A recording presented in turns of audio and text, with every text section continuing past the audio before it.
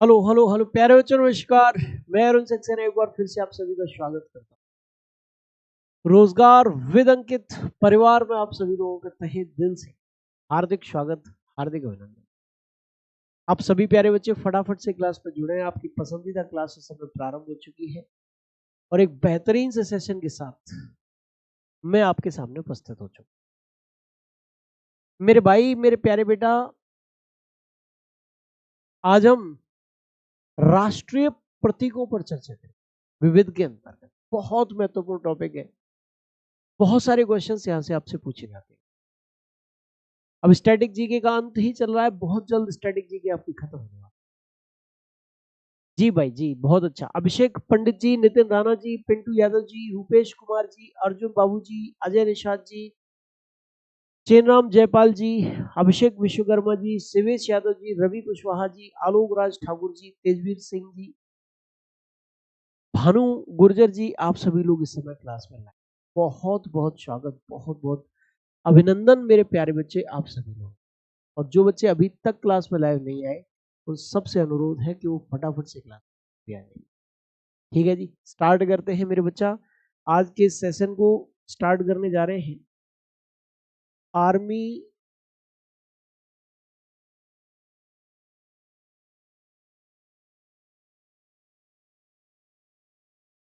Batch का नाम है विविध। मिसलेनियस टॉपिक चलेगा और इसमें इसके अंतर्गत कौन सा टॉपिक चलने वाला है भाई? राष्ट्रीय प्रतीक। राष्ट्रीय प्रतीक, नेशनल सिंबल्स। नेशनल सिंबल्स, ये मेरे भाई टॉपिक का नाम रहने वाला है। क्या रहने वाला है? टॉपिक का नाम। राष्ट्रीय ध्वज, राष्ट्रीय गीत, राष्ट्रगान है, इन सब की चर्चा करेंगे। सबसे पहले मेरे बच्चे हम किस मुद्दे पर चर्चा करेंगे? तो भाई सबसे पहले राष्ट्रीय चिन्ह की चर्चा करेंगे। राष्ट्रीय चिन्ह, राष्ट्रीय चिन्ह, ये राष्ट्रीय चिन्ह क्या है भाई? बोलो, राष्ट्रीय चिन्ह जो है वो आखिरकार क्या है?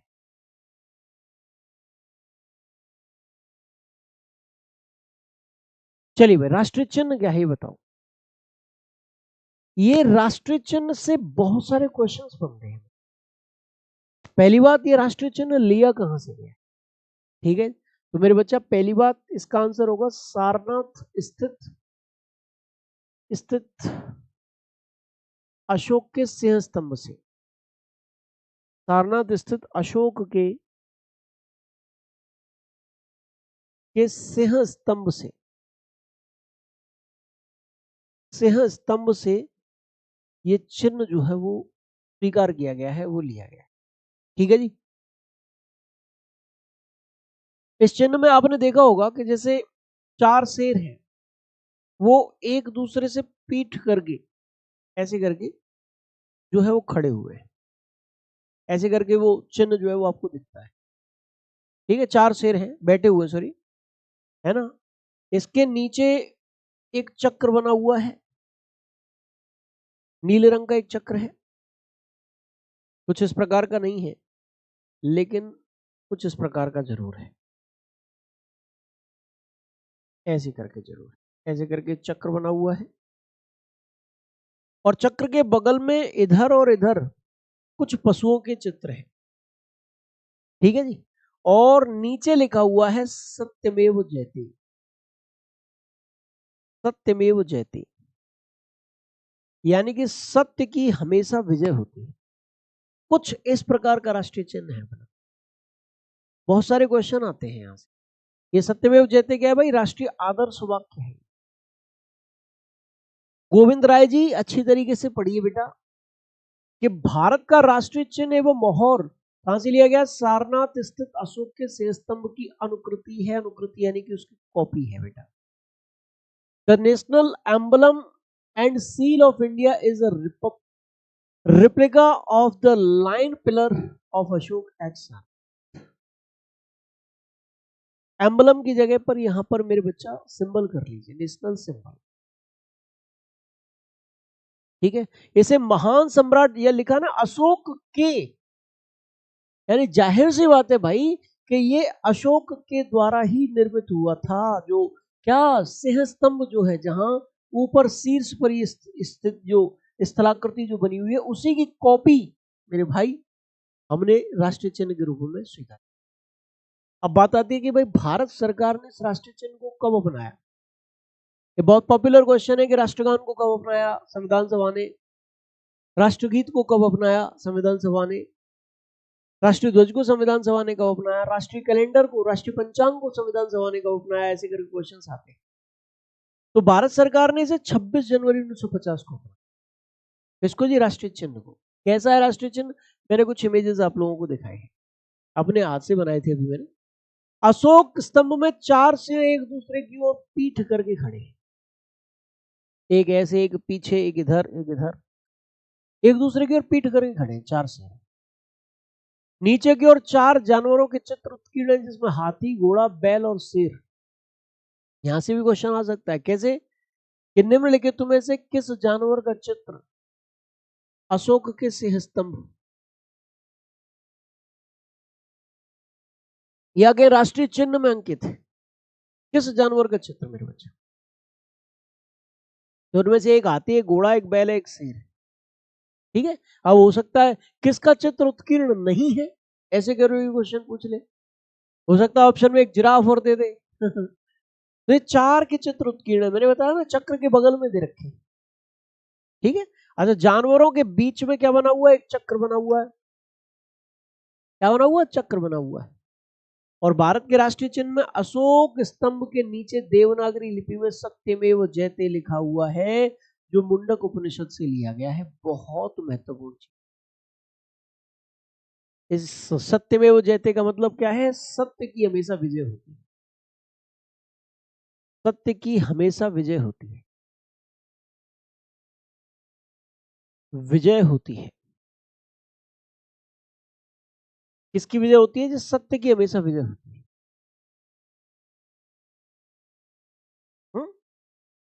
इसका अर्थ है, और ये मेरे बच्चा क्या है, ये राष्ट्रीय आदर्श वाक्य है भारत का। बोलो जी, राष्ट्रीय आदर्श वाक्य ये भारत का है। क्या है जी, राष्ट्रीय आदर्श वाक्य है। क्वेश्चन कैसे आएगा, भारत का राष्ट्रीय आदर्श वाक्य क्या है, सत्यमेव जयते का अर्थ क्या है, सत्यमेव जयते को कहां से लिया गया, ऐसे करके क्वेश्चन आपसे पूछेंगे, ठीक है जी।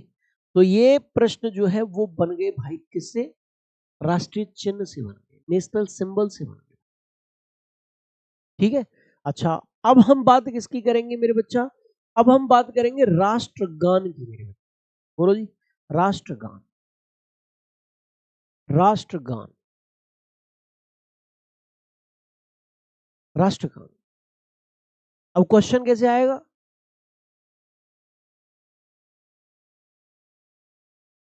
क्या है राष्ट्रगान मेरे बच्चा, तो राष्ट्रगान है जनगण मन, जन गण मन अधिनायक, ये क्या है, ये भारत का राष्ट्रगान है मेरे बच्चा। राष्ट्रगान की रचना किसने की थी, ऐसे करके भी आपसे क्वेश्चन पूछा जा सकता है। तो हमेशा ध्यान रखना मेरे प्यारे साथी, राष्ट्रगान की रचना रविंद्रनाथ टैगोर जी ने की, रविंद्रनाथ टैगोर जी ने की थी। किसकी रचना जी, राष्ट्रगान की रचना रविंद्रनाथ टैगोर जी ने। मेरे बच्चा राष्ट्रगान जो है, इसके गायन का जो आदर्श समय होता है वो कितना होता है, तो वो 52 सेकंड। बोलो जी, कितनी सेकंड, 52 सेकंड। राष्ट्रगान के गायन का आदर्श समय कितनी सेकंड जी, 52 सेकंड होता है, विशेष तौर पर ध्यान रखना, ठीक है जी। अच्छा, राष्ट्रगान को संविधान सभा ने कब अपनाया, तो 24 जनवरी 1950 को राष्ट्रगान को भारत की संविधान सभा ने अपना लिया, ठीक है। 24 जनवरी 1950, ये भी क्वेश्चन आ सकता है। ये जो जनगण मन है, ये रविंद्रनाथ टैगोर जी ने किस भाषा में, किस मूल भाषा में लिखा था, तो मेरे बेटा बंगाली भाषा में लिखा। बोलो जी, रविन्द्रनाथ टैगोर जी ने इसे किस भाषा में लिखा था? बंगाली, बांग्ला। रविन्द्रनाथ टैगोर एक ऐसे व्यक्ति हैं जिसने किसी एक देश का नहीं, 2 देशों का राष्ट्रगान लिखा है। आपको गुरु जी क्या ये बात सही है? मैं 100% सही कह रहा हूं।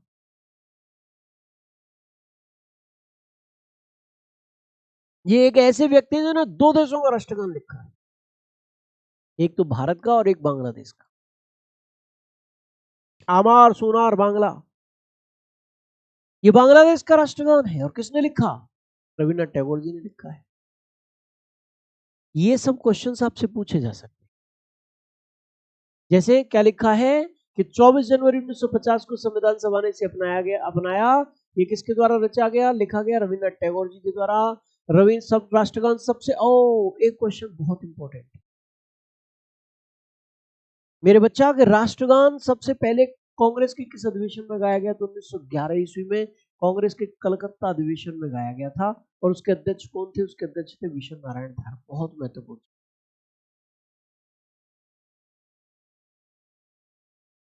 ये भी क्वेश्चन आता है कि राष्ट्रगान सबसे पहले कहां गाया गया? तो मेरे बच्चा कांग्रेस के 1911 ईस्वी के कलकत्ता अधिवेशन में गाया गया, जिसके अध्यक्ष थे विशन नारायण धार। प्यारे साथी, इसके अध्यक्ष कौन थे? विशन नारायण धार।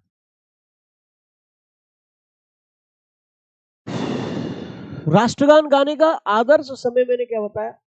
तो राष्ट्रगान गाने का आदर्श समय लगभग में 52 सेकेंड,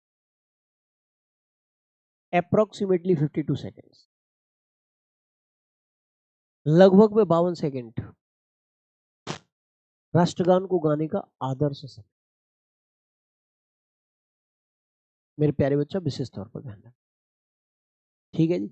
चलिए अब हम बात करेंगे इस गीत में कुल कितने पद हैं? 5, जिनमें से राष्ट्रगान के रूप में कितने अपनाए गए हैं? प्रथम पद को स्वीकार किया गया। तो राष्ट्रगान जो है उस समेत 5 पद लिखे रविन्द्रनाथ टैगोर जी ने, जनगण मन समेत। उसमें से केवल पहले पद को ही राष्ट्रगान के रूप में, बहुत ज्यादा लंबा नहीं किया। और क्वेश्चन आता है कि राष्ट्रगान की धुन किसने तैयार की?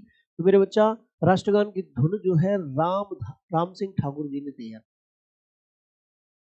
किसकी धुन जी? राष्ट्रगान की धुन किसने तैयार की है जी? राम सिंह ठाकुर जी ने तैयार। काय की धुन? राष्ट्रगान की धुन। काय की धुन बोलो? राष्ट्रगान की धुन किसने तैयार की है? राम सिंह ठाकुर जी ने। क्लियर है कि नहीं है? समझ आया कि नहीं आया? बहुत अच्छा। अब हम बात करेंगे मेरे बेटा, अब हम बात करेंगे जो मैं मूल रूप से कह रहा था आपसे। क्या कह रहा था? कि रविन्द्रनाथ टैगोर ने 1912 ईस्वी में तत्वबोधिनी पत्रिका में भारत भाग्य विधाता शीर्षक से इसे प्रकाशित किया था। 1919 ईस्वी में मॉर्निंग्स ऑफ इंडिया शीर्षक में इसका अनुवाद बंगाली से अंग्रेजी में किया गया। यानी कि मूल रूप से ये किस भाषा में लिखा गया था? बंगाली भाषा में। और रविन्द्रनाथ टैगोर जी के लिखा हुआ एक गीत है आमार सोनार बांग्ला, ये बांग्लादेश का राष्ट्रगान।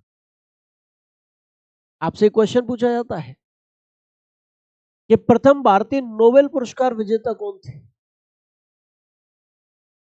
आंसर क्या होता है कि प्रथम भारतीय नोबेल पुरस्कार विजेता गुरुजी रविन्द्रनाथ टैगोर जी थे। साहित्य के क्षेत्र में 1913 ईस्वी में उनको क्या मिला?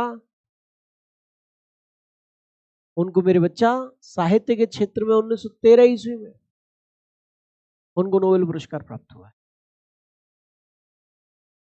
बोलो क्लियर है? साहित्य के क्षेत्र में 1913 ईस्वी में उनको क्या मिला है?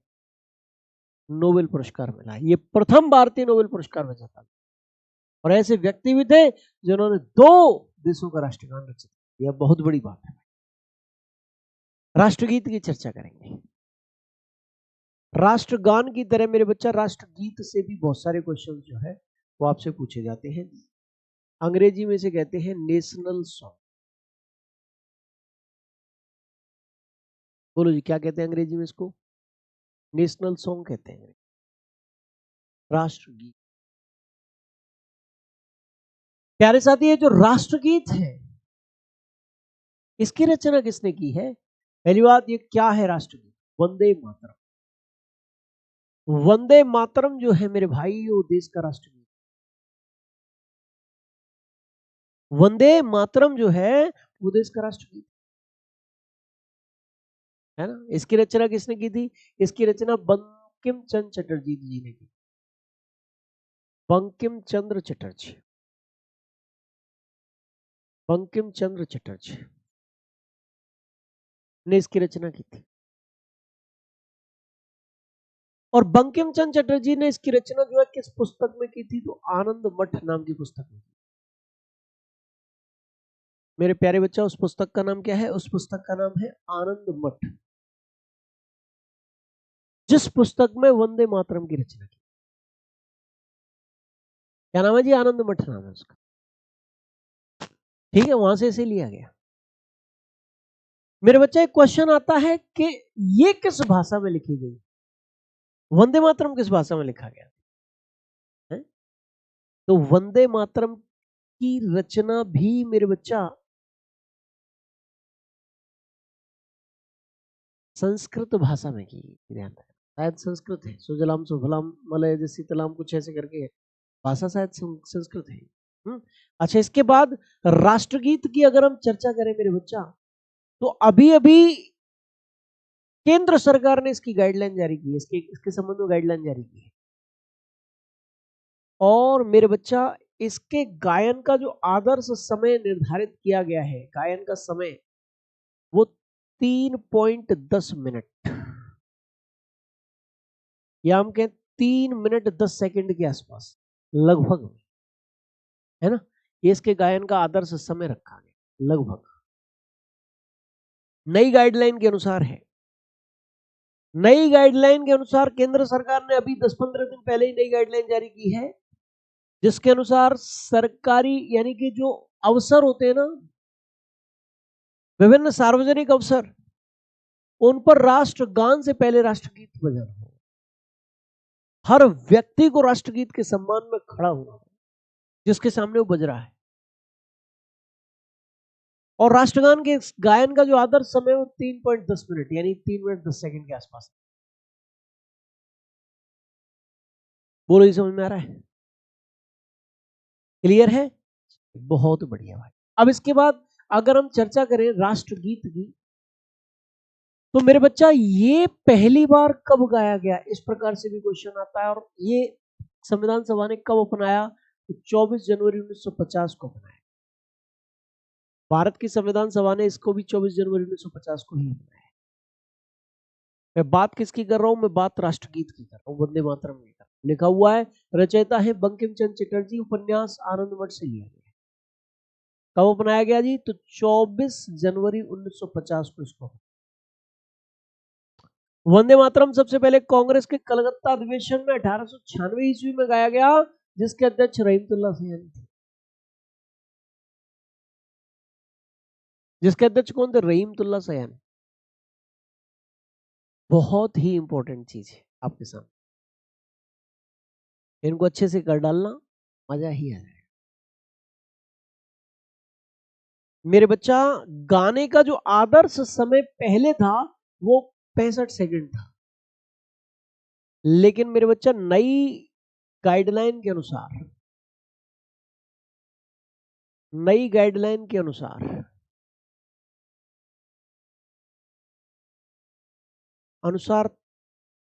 3.10 मिनट या 3 मिनट 10 सेकंड,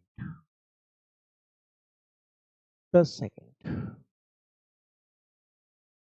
नई गाइडलाइन के अनुसार 3 मिनट 10 सेकंड इसके गायन का आदर्श समय। राष्ट्रगीत का सर्वप्रथम अंग्रेजी अनुवाद किसने किया था? अरविंद घोष जी ने किया। किसने किया था जी? अरविंद घोष जी ने किया।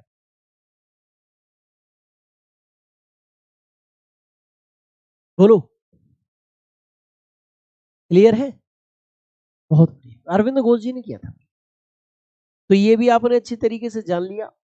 और नई गाइडलाइन के बारे में मैंने आपको बता दिया। नई गाइडलाइन क्या है कि सार्वजनिक मौकों पर राष्ट्रगान से पहले राष्ट्रगीत बजेगा और नई गाइडलाइन के अनुसार 3 मिनट 10 सेकंड में गाया जाएगा। हर व्यक्ति को इसके सामने जब राष्ट्रगीत बज रहा होगा तो हर व्यक्ति को खड़ा होना होगा राष्ट्रगीत के सम्मान में मेरे बच्चा। अच्छा, अब बात करेंगे जी राष्ट्रीय पंचांग की। किसकी चर्चा करेंगे? राष्ट्रीय पंचांग, नेशनल कैलेंडर। किसकी चर्चा करेंगे? राष्ट्रीय पंचांग की चर्चा करेंगे, नेशनल कैलेंडर की चर्चा। बोलो जी, काय की चर्चा करेंगे? नेशनल कैलेंडर की चर्चा, राष्ट्रीय पंचांग की चर्चा करेंगे। मेरे बच्चे, अगर हम राष्ट्रीय पंचांग की चर्चा आपके साथ करें तो ये जो राष्ट्रीय पंचांग है वो किस पर आधारित है? शक संवत पर आधारित है। शक संवत पर आधारित, शक संवत पर आधारित है राष्ट्रीय पंचांग। और इसकी रचना किसने की थी? कनिष्क के द्वारा रचना की थी। ये कब चलाया गया था? कहने का मतलब ये किसके काल में प्रारंभ किया गया था? ऐसे बोलो, रचना नहीं, ऐसे बोलो किसके काल में प्रारंभ हुआ? कनिष्क के काल में प्रारंभ हुआ। कुषाण वंश का एक शासक था कनिष्क, उसके काल में प्रारंभ हुआ था। और कब प्रारंभ हुआ था? 78 ईस्वी में इसको प्रारंभ किया गया। 78 एडी, 78 ईस्वी में इसको प्रारंभ किया गया। इसका पहला महीना क्या होता है? चैत्र। चैत्र, वैशाख, ज्येष्ठ, आषाढ़, श्रावण, भाद्रपद, क्वार, कार्तिक, ऐसे करके जो महीने हैं वो इसके होते हैं। ठीक है जी। यहां पर लिखा हुआ देखो कि शक संवत पर आधारित है और 22 मार्च 1957 को भारतीय जो है भारत सरकार ने इसको अपनाया था। 22 मार्च 1957 को अपनाया। क्वेश्चन ये भी आ सकता है, इसको भारत सरकार ने कब अपनाया? 22 मार्च 19। शक संवत 78 ईस्वी में कनिष्क के द्वारा शुरू किया गया था। कब शुरू किया गया था? 78 ईस्वी में। किसके द्वारा शुरू किया गया था? कनिष्क के द्वारा शुरू किया। क्या मेरे बच्चा? शक संवत की चर्चा में इसका पहला महीना कौन सा होता है? इसका पहला महीना होता है चैत्र। अंतिम महीना कौन सा होता है? अंतिम महीना होता है फागुन। पहला महीना चैत्र का, अंतिम महीना फागुन का होता है।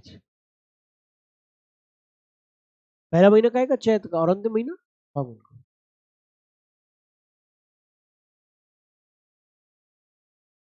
विशेष तौर पर ध्यान रखिए मेरे बच्चे। ये भी आपने जान लिया राष्ट्रीय पंचांग के बारे में, जो भी क्वेश्चन पूछे जा सकते हैं। अब राष्ट्रीय ध्वज की चर्चा कर लेते हैं। राष्ट्रीय ध्वज, नेशनल फ्लैग, राष्ट्रीय ध्वज, नेशनल फ्लैग की चर्चा करते हैं। किसकी चर्चा करते हैं जी? National flag. बोलो जी, नेशनल फ्लैग, राष्ट्रीय ध्वज। बताओ जी, राष्ट्रीय ध्वज का नाम क्या है? राष्ट्रीय ध्वज का नाम है तिरंगा। तिरंगा, ये राष्ट्रीय ध्वज है। बोलो, तिरंगा। क्या है जी? ये राष्ट्रीय ध्वज है, तिरंगा।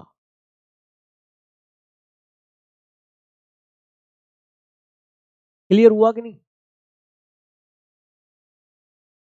मेरे बच्चा? तिरंगा है। इसके बाद अगर हम चर्चा करें आएगी राष्ट्रीय ध्वज की,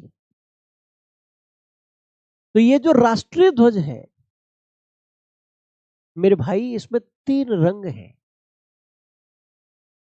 22 जुलाई 1947 को भारत की संविधान सभा के द्वारा इसको अपनाया गया था। कब अपनाया गया? 22 जुलाई 1947 को अपनाया गया। किसको बनाया गया जी? तिरंगे को बनाया गया।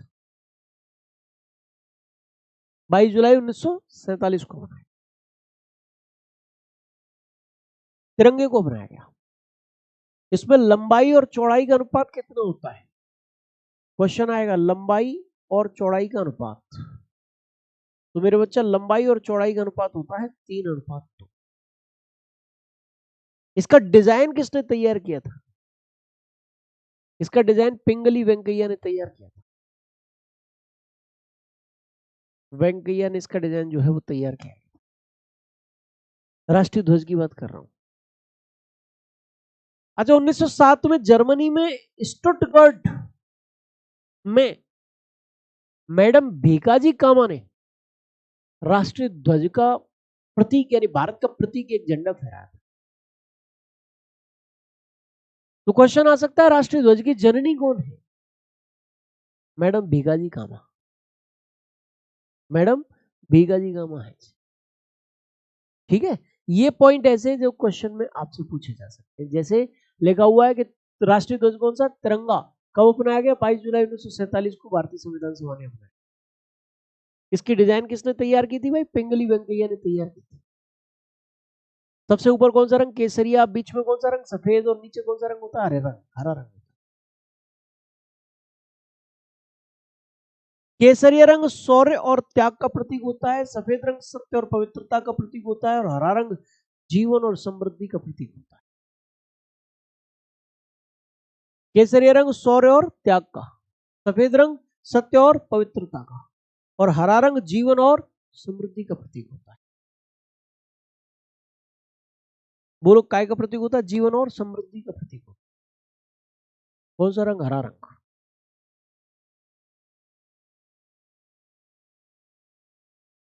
बोलो जी, क्लियर हुआ कि नहीं हुआ?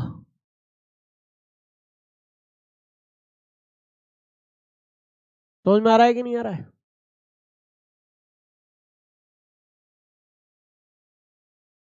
एग्जैक्ट है कि नहीं भैया? चलिए, बहुत बढ़िया, अच्छी बात है, समझ में। इसके बाद इसकी लंबाई और चौड़ाई का अनुपात कितना होता है? लंबाई अनुपात चौड़ाई तो 3:2 होता है। राष्ट्रीय ध्वज के बीच में नीले रंग का सारनाथ अशोक स्तंभ से लिया गया 24 तीलियों वाला एक चक्र है। हाँ, ये वाला ध्यान रखना। राष्ट्रीय ध्वज के बीच में एक चक्र है, 24 तीलियां होती है उस चक्र में। कितनी तीलियां होती है? 24 तीलियां होती है। ठीक है जी। राष्ट्रीय ध्वज की जननी कौन है? मैडम भीकाजी कामा राष्ट्रीय ध्वज की जननी। कौन? मैडम भीकाजी कामा है। और 2004 ईस्वी में नवीन जिंदलवाद में सुप्रीम कोर्ट ने घर पर तिरंगा फहराने की छूट दी थी। भाई, तिरंगा को घर पे फहराने की अनुमति नहीं थी पहले, लेकिन सुप्रीम कोर्ट ने पाया यार ये तो व्यक्ति का अधिकार है कि वो अपने देश का प्रतीक, अपने देश के सम्मान तिरंगे को फहरा सके। ठीक है जी। वो क्लियर है? ये सारी की सारी चीजें जो है वो आपसे पूछी जा सकती। ये राष्ट्रगीत, राष्ट्रगान, राष्ट्रध्वज, राष्ट्रीय पंचांग, ये बहुत इंपॉर्टेंट है। इसके बाद छोटी छोटी चीजें रही। अब बहुत बड़ी बड़ी चीजें नहीं है। झंडा को इंग्लिश में क्या कहते हैं जी? रितेश जी, फ्लैग कहते हैं। अनिश कुमार जी, 3:4 नहीं, 3:2 ही है। सही बता रहा हूं, गलत नहीं है। चलिए भाई, ये चीज याद कर लेना, क्योंकि आप अभी एयरफोर्स का प्रैक्टिस सेट चल रहा है, और जब आप एयरफोर्स प्रैक्टिस सेट में बैठोगे, शामिल होगे एयरफोर्स प्रैक्टिस सेट में, तब आपको पता चलेगा कि एयरफोर्स प्रैक्टिस सेट जो है उसमें आपके रिलेटेड, आपके एग्जाम से रिलेटेड ही क्वेश्चन में जीएस में पूछ रहा हूं। आप डेली ज्वाइन कर लिया करो 3 से 4। हालांकि मंडे ट्यूसडे वेंसडे में पढ़ाता हूँ और उसके बाद थर्सडे फ्राइडे सैटरडे जो है वो नितिन सर पढ़ाते हैं। कौन पढ़ाते हैं जी? नितिन सर पढ़ाते हैं। क्लियर है? अच्छा, अब बात करेंगे भाई कि 1929 में लाहौर अधिवेशन के दौरान रावी नदी के तट पर तिरंगा फहराया गया। हिस्ट्री में आपको पता ही होगा कि भैया नेहरू समिति की रिपोर्ट को लागू करने के लिए कांग्रेस ने अंग्रेजों को 1 साल का समय दिया और अंग्रेजों ने नेहरू समिति की रिपोर्ट लागू नहीं की 1 साल के अंदर। इसीलिए मध्यरात्रि 31 दिसंबर 1929 को मध्यरात्रि रावी नदी के तट पर लाहौर में जवाहरलाल नेहरू जी ने तिरंगा झंडा फहराया और घोषणा कर दी कि आज के बाद कभी भी कांग्रेस पूर्ण स्वराज्य से कम कुछ भी नहीं मांगे, अधिराज्य का दर्जा नहीं मांगेगी, पूर्ण स्वराज्य कांग्रेस को चाहिए। ठीक है जी। एक भाई पूछ रहा सर इतना डीप आता? अरे बेटा डीप नहीं, यहां से तो क्वेश्चन आता है, ये बहुत इंपॉर्टेंट है, बिल्कुल पूछा जा सकता है आपसे इतना डीप। राष्ट्रीय पशु देश का कौन सा? बाघ। ये कब घोषित हुआ? तो 1973 में घोषित हुआ। 1972 तक भारत का राष्ट्रीय पशु नेशनल एनिमल जो है वो शेर हुआ करता, लेकिन 1973 में राष्ट्रीय पशु किसे घोषित कर दिया गया? मेरे बच्चा, राष्ट्रीय पशु घोषित कर दिया गया, बोलो किसे? बोलो फटाफट से। बाघ को। और बाघ का वैज्ञानिक नाम क्या है? Panthera Tigris. ये बाघ का वैज्ञानिक नाम है। 1972 तक राष्ट्रीय पशु कौन सा था भाई भारत का? 1972 तक भारत का राष्ट्रीय पशु शेर हुआ करता। कौन सा हुआ करता था भाई? शेर हुआ करता था। राष्ट्रीय पक्षी की चर्चा करें। राष्ट्रीय पक्षी कौन है? मोर। कब घोषित किया गया? तो 1963 में से राष्ट्रीय पक्षी घोषित किया। और मोर का वैज्ञानिक नाम क्या होता है भाई? पावो क्रिस्टेटस होता है। राष्ट्रीय मुद्रा क्या है भारत की? तो रुपया है, रुपया है, रुपया। और इसका प्रतीक क्या है? ये वाला, ये साइन है इसका। पहले हम रुपया को ऐसे करके लिखते थे, ऐसे करके रुपया को हम इस प्रकार से लिखा करते थे। लेकिन मेरे बच्चा वर्तमान समय में ये रुपया का साइन नहीं है, ये है रुपया का साइन। मेरे बच्चा 15 जुलाई 2010 को इस साइन को, इस चिन्ह को, इस प्रतीक को अपनाया गया था और इसके डिजाइनर कौन थे? डी उदय कुमार। कौन इसके डिजाइनर थे भाई? डी उदय कुमार इसके डिजाइनर थे। किसके? राष्ट्रीय मुद्रा और रुपया के। राष्ट्रीय मुद्रा और रुपया के प्रतीक के डिजाइनर थे डी उदय कुमार।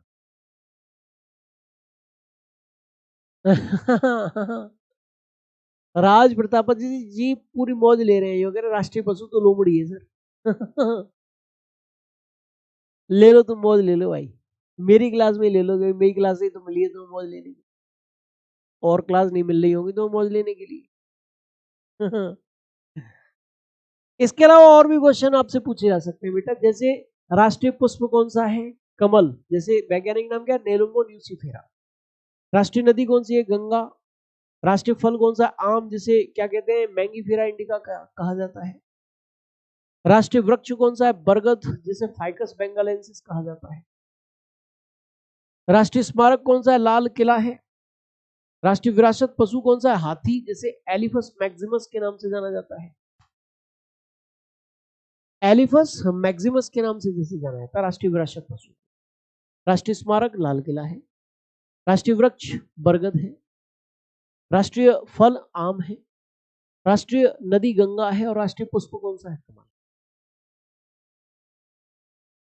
ठीक है जी, ऐसे करके क्वेश्चंस आपसे पूछे जा सकते हैं। ये सब राष्ट्रीय प्रतीक ही है एक प्रकार। ठीक है, बोलो क्या है? ये सब राष्ट्रीय प्रतीक ही है। यहाँ पर देखो, राष्ट्रीय जलीय जीव या राष्ट्रीय जलचर जीव भी ऐसे करके पूछ लेते हैं। तो गंगेटिक डॉल्फिन है, जैसे प्लेटनिस्टा गंगेटिका, जिसका वैज्ञानिक नाम। गंगा नदी में पाई जाने वाली जो डॉल्फिन है, जैसे सूसू डॉल्फिन के नाम से भी जानते हैं, वो भारत का राष्ट्रीय जलीय जीव है। बोलो, राष्ट्रीय जलीय जीव है। राष्ट्रीय पर्व कौन कौन से? स्वतंत्रता दिवस 15 अगस्त को, गणतंत्र दिवस 26 जनवरी को, 26 जनवरी को, और मेरे भाई गांधी जयंती 2 अक्टूबर। गांधी जयंती 2 अक्टूबर को मनाई जाती है। स्वतंत्रता दिवस कब? 15 अगस्त को। गणतंत्र दिवस कब? 26 जनवरी को। गांधी जयंती कब? 2 अक्टूबर।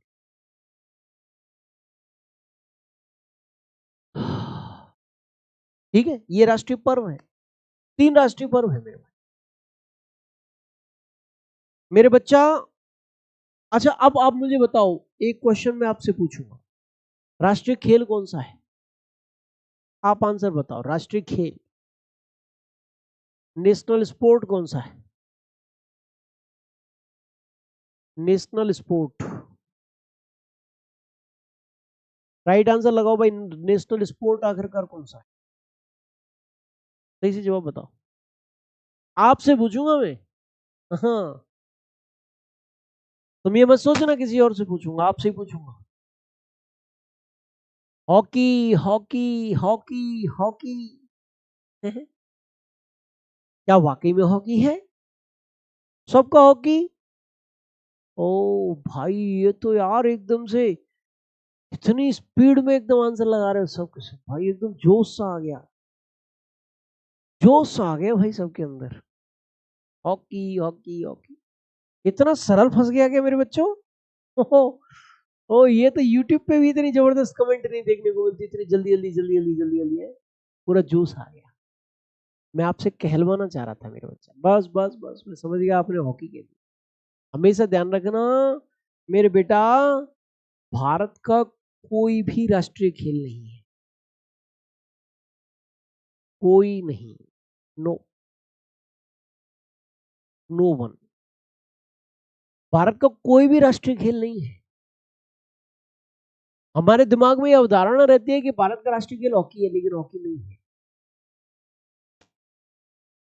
लेकिन लोग समझते हैं कि हॉकी भारत का राष्ट्रीय खेल, कुछ भी नहीं है, कोई भी नहीं है भारत का राष्ट्रीय खेल। हाँ, कोई भी नहीं है मेरे बच्चा, ध्यान रखना।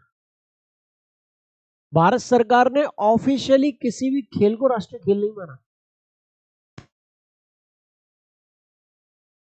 अब कुछ लोगों को हॉकी पसंद है, कुछ लोगों को क्रिकेट पसंद है। अगर हॉकी को करते हैं तो क्रिकेट वाले, क्रिकेट फैन नाराज, और क्रिकेट को करते हैं तो हॉकी वाले नाराज। इसलिए वो तो अपनी पसंद है, अपनी पसंद के अनुसार खेलो, लेकिन भारत का राष्ट्रीय खेल कोई नहीं। ठीक है जी। अच्छा, भारत की राष्ट्रभाषा कौन सी बताओ? राष्ट्रभाषा, national language, national language, national language कौन सी है? राष्ट्रभाषा कौन सी है भारत की राष्ट्रभाषा? बताओ जी, क्या सही जवाब इसका? भारत की राष्ट्रभाषा कौन सी? इसको भी जरा जल्दी से एकदम जोश में बताओ। हाँ, जल्दी, जोश में, जोश में एकदम आगे सभी दोस्त में। हिंदी, हिंदी, हिंदी, हिंदी, हिंदी, हिंदी, हिंदी, हिंदू, हिंदुस्तान। वो जो डायलॉग था, किसने कहा था ये? शायद भारतेंद्र हरिश्चंद्र जी का था शायद ही। निज को, जिसको निज भाषा, निज संस्कृति पे अभिमान है, वो निरा पशु समान है, कुछ ऐसे करके उन्होंने बोला था। तब बोले एकदम पूरे जोशो खरोश में हिंदी। लेकिन मेरे बच्चा, विशेष तौर पर ध्यान रखना, भारत की कोई भी राष्ट्रभाषा नहीं है। भारत सरकार ऑफिशियली किसी भी भाषा को राष्ट्रभाषा नहीं। हाँ, अगर हम राजभाषा की बात करें, राजभाषा, ऑफिशियल लैंग्वेज,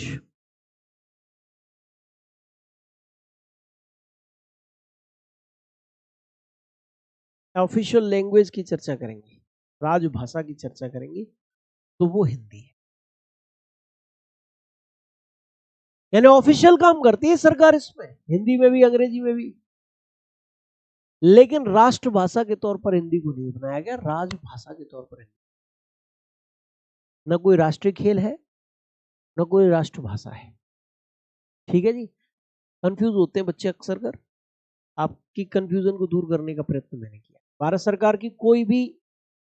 सरकार की राजभाषा हिंदी है, भारत की कोई राष्ट्रीय भाषा नहीं है। ठीक है जी, बस टॉपिक जो है पूरी तरीके से मेरे बच्चा समाप्त हो चुका है। Topic complete, topic completed. Next topic विविध का नेक्स्ट पार्ट होगा, जो कब चलेगा, जो कल ही चलेगा। आज की क्लास यहीं तक रखेंगे मेरे बच्चा, क्योंकि अब भाई अब 2-4-5 मिनट है, नया टॉपिक एकदम से स्टार्ट थोड़ी ना हो जाएगा ना, समाप्त होगा। इसलिए कल से फ्रेश क्लास से फ्रेश टॉपिक स्टार्ट आपका है। बहुत जल्द आपकी स्टैटिक जीके जो है वो फिनिश होने जा रही है, क्योंकि ज्यादातर चीजें जो है इसके अंतर्गत मैंने आपको करा दी। ठीक है जी मेरे बच्चा, क्लास को खत्म करते हैं। आप सभी जुड़े, बहुत अच्छा लगा। आपका जोश और उत्साह देखते ही बन रहा था भाई, मैं क्या ही कहूँ। बहुत बहुत धन्यवाद के पात्र हैं। जय हिंद, जय भारत, जय महाकाल।